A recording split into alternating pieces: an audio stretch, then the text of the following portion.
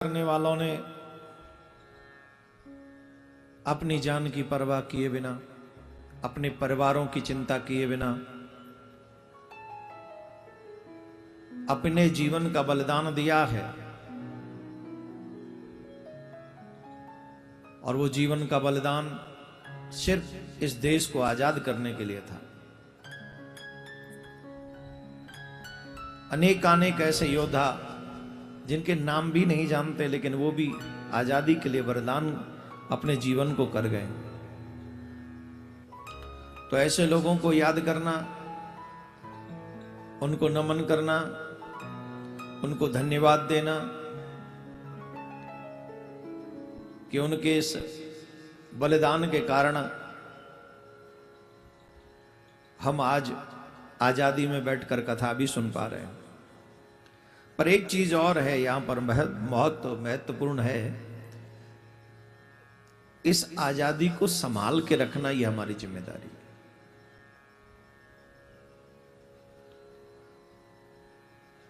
ये संभलेगी कैसे, ये आजादी बनी कैसे रहेगी? ये हमारा देश आजाद बना रहे, अखंड बना रहे, इसमें कोई किसी भी प्रकार की बाहरी शक्ति का कोई प्रभाव न रह जाए, कोई भय, कोई चिंता हमको न रहे। इसके लिए हमको लगता है इस अमृतमयी वर्ष में ही भारत को हिंदू राष्ट्र घोषित कर देना चाहिए। हिंदू राष्ट्र जैसे ही घोषणा हो जाएगी, हम सबको इसके लिए प्रयास भी करना पड़ेगा। हिंदू राष्ट्र का मतलब है सनातन राष्ट्र, और सनातन जो सबका भला चाहता है। सनातन किसी का बुरा नहीं चाहता है, सनातन सबका भला चाहता है। हमारे शास्त्र कहते हैं सर्वे भवन्तु सुखिनः सर्वे सन्तु निरामया। हम सबका भला चाहते हैं, अन्य लोग नहीं भला चाहते। आप देख लीजिए अन्य जहां जहां जिनकी संख्या बढ़ी है, उन्होंने अन्य धर्म के अवलंबियों को दुख पहुंचाया, उनका धर्म परिवर्तन करवाया। कोई पैसे के बल पे, कोई तलवार की नोक पे, कोई ताकत पे, कोई षड्यंत्र पे। कैसा होगा वो धर्म जो अपने धर्म के नौजवानों को पैसा देकर, बाइक देकर, गाड़ी देकर उनसे कहता हो कि तुम पराये धर्म की लड़कियों को विवाह कर लाओ, हम तुम्हें पैसा देंगे, हम तुम्हें पुरस्कृत करेंगे। कैसा होगा वो धर्म अगर ऐसे लोगों के हाथों में कोई भी देश चला जाएगा? क्या अन्य धर्म के लोग वहां सुरक्षित रह पाएंगे? आज आप बांग्लादेश में देख लीजिए, हमारे ठाकुर के मंदिरों को तोड़ा जा रहा है, मस्जिदों को भी, वो चर्चों को भी तोड़ा जा रहा है, लेकिन सबसे ज्यादा हिंदू मंदिर तोड़े जा रहे हैं। क्यों? क्योंकि वहां पर हिंदू अवलंबी कम है, उनकी संख्या कम है।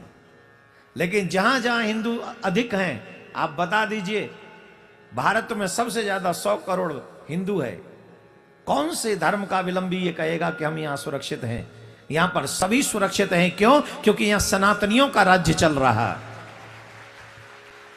यह राम के चाहने वालों का राज्य चल रहा है।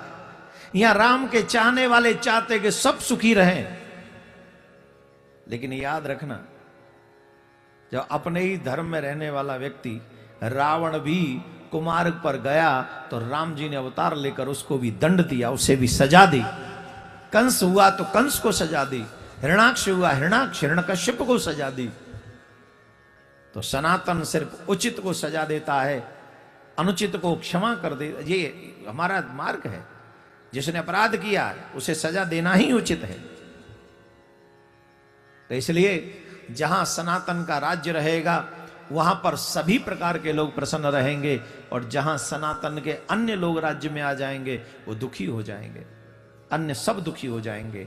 इसलिए 23 में नहीं, 22 में ही हिंदू राष्ट्र की घोषणा हो जाएगी, तो पूरी भारत की मानवता भी जो मानव संस्कृति है वो सुरक्षित हो जाएगी, पूरे विश्व की मानव संस्कृति। अब देख लीजिए रसिया को, अब देख लीजिए यूक्रेन को, वो कौन है वहां? हिंदू हैं? हिंदू राज्य कर रहे हैं, सनातनी राज्य कर रहे हैं? कौन कर रहे हैं वहां? कितने लोग मारे जा रहे हैं? जो सनातनियों के अलग होंगे और जिनका राज्य होगा, जो बलवान होंगे, वो अन्य लोगों को चैन से नहीं जीने देंगे। इसलिए मैं सनातनियों से निवेदन करता हूं, जाति पंथ मजहब ये सब छोड़ छाड़ के एक स्वर में हो जाइए और एक स्वर में होकर अपने देश को, अपने सनातन को आगे बढ़ाइए। मुझे बड़ा अच्छा लगा, हमारे वाल्मीकि समाज के लोग यहां पर आए, जिन्होंने भागवत के आगे अपना सर झुकाया, अपने ऋषि मुनियों की परंपरा को आगे बढ़ाया, व्यासपीठ को इतना सम्मान दिया। जैन धर्म के लोग आए, उन्होंने व्यासपीठ को इतना आदर दिया। वैश्य समाज के लोग तो यहां आयोजन करा ही रहे हैं, विप्र समाज के लोग ही आए। ये सनातन की एकत्रता है, एकजुट होना, इसी को सनातन कहते हैं। जिस दिन हम अपना निज स्वार्थ छोड़कर, जाति पंथ मजहब छोड़कर सिर्फ अपने देश और धर्म के लिए एक हो जाएंगे, पूरे विश्व में कोई भी व्यक्ति हमारे भारत का मुकाबला नहीं कर सकता। मैं सभी समाज के प्रमुख लोगों से एक ही निवेदन करूंगा, जाति से ऊपर उठकर अपने देश और धर्म के बारे में सोचिए। धर्म देश से भी बड़ा है, याद रखना इस बात को, इस बात को याद रखें। देश से भी बड़ा धर्म। वो से कहते धर्म की क्या जरूरत है, देश होना। अरे जाओ, हमारा पाकिस्तान भी तो पहले भारत में ही था, अब कैसे हो गया वो मुस्लिम देश? क्योंकि हमने धर्म को महत्व नहीं दिया। अगर आपने और हमने रामकृष्ण के धर्म को अपनाया होता तो आज भी हमारा देश, पाकिस्तान भी हमारे अंडर होता, श्रीलंका भी हमारे अंडर होता, और बर्मा भी हमारे अंडर होता, नेपाल भी हमारे अंडर होता। खैर, ये हम सबको एक प्रेरणा है कि हम लोग अपने धर्म को समझे और धर्म को समझ के देश की अखंडता के लिए कार्य करें। ये हमारी बहुत बड़ी जिम्मेदारी है। मैं तो व्यासपीठ से प्रार्थना करता हूं कि भगवान करे इसी 22 में ही हमारा भारत हिंदू राष्ट्र घोषित हो जाए। इसके लिए हमें जो करना पड़े हम करेंगे। हम क्या कर सकते हैं? हम तो व्यास ही तो है, कथा वाचक है, हम लोग क्या करें? हम तो यहीं से जागृत ही कर सकते हैं, हैं? चलो तो फिर एक बहुत बड़ा आंदोलन करते हैं अपने राष्ट्र को हिंदू राष्ट्र घोषणा करने के लिए। कौन कौन मेरा साथ देगा? कौन कौन मेरे साथ चलेगा? घर परिवार सब छोड़ना पड़ेगा, याद रखना। जब तक हिंदू राष्ट्र घोषित नहीं हो जाए तब तक पीछे कैसे हटेंगे? फिर जब निकल जाएंगे तो बोलो कौन कौन मेरा साथ देगा? हाँ, ऐसे चेला हो तो गुरु जी की वाहवाही तो हो ही जाएगी। धन्यवाद। लेकिन सच ये बताएं, जो अपने मैं को और अपने परिवार की अहमता ममता को छोड़ देता है, वही राष्ट्र के लिए कुछ कर सकता है, वही धर्म के लिए कुछ कर सकता है।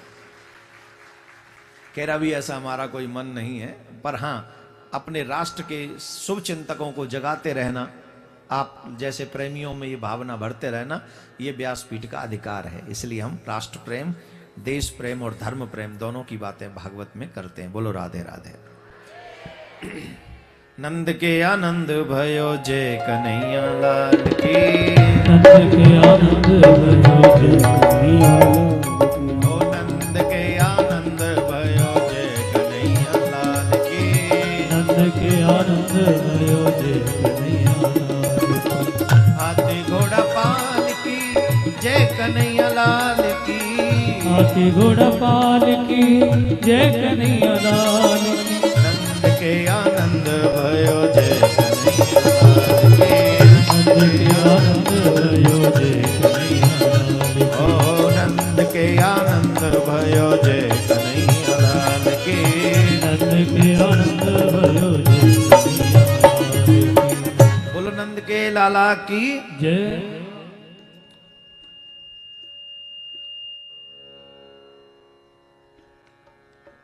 भगवान पृथ्वी पर बार बार आते हैं, किस लिए आते हैं? भगवान ने गीता में कहा है, यदा यदा हि धर्मस्य ग्लानिर्भवति भारतः अभ्युत्थानम अधर्मस्य तदात्मानं सृजाम्यहम्।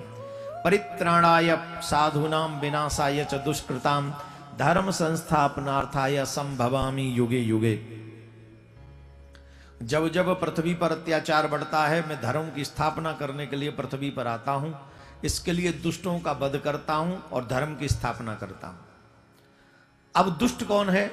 बोले जो धर्म को अवरुद्ध करते हैं। ये जरूरी नहीं दुष्ट सींग वाले ही दुष्ट नहीं होते महाराज, याद रखें इस बात को। जिनके सींग हैं वो दुष्ट होंगे ऐसा नहीं है। जो धर्म का आचरण न करे, जो अधर्म को बढ़ावा दे, वही दुष्ट है। आज समाज में अधर्म का लेवल कितना है आप कल्पना नहीं कर सकते। धर्म का लेवल भी कम नहीं है। टीका टीक दोपहरी पड़ रही है, फिर भी हम अपना घर परिवार छोड़कर आ गए हैं। काहे के लिए? बोले कथा सुनने के लिए। ये धर्म का लेवल भी है, अभी बराबर चल रहा है। लेकिन जब धर्म का लेवल कम होगा, अधर्म का लेवल ज्यादा हो जाएगा, तो भगवान आते हैं। बहुत ज्यादा ना हो तो भगवान के दूत आते हैं। आप और हम सौभाग्यशाली हैं कि हमारे मध्य में भागवत के रूप में भगवान विराजमान है। भागवत ग्रंथ को कहा गया है प्रत्यक्ष कृष्ण एव ही। भागवत में और कृष्ण में कोई भेद नहीं है। ये ब्रह्म, ये शब्द ब्रह्म है। ये जो भागवत है, हमारे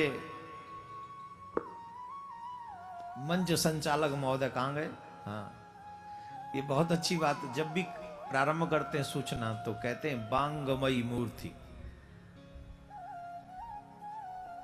कितना सुंदर संबोधन करते हैं भागवत के लिए, बांगमयी मूर्ति। ये भगवान का ही विग्रह है श्रीमद् भागवत। रसिक जनों को यह समझना चाहिए कि हम भागवत मीन्स श्री कृष्ण के ही समक्ष विराजमान हैं, और कोई भी भाव मन में नहीं आना चाहिए। अब प्रश्न ये उठता है कि भागवत भगवान अगर हैं तो हमें भगवान से पहले पंडाल में पहुंचना चाहिए कि बाद में? जोर से बोलो।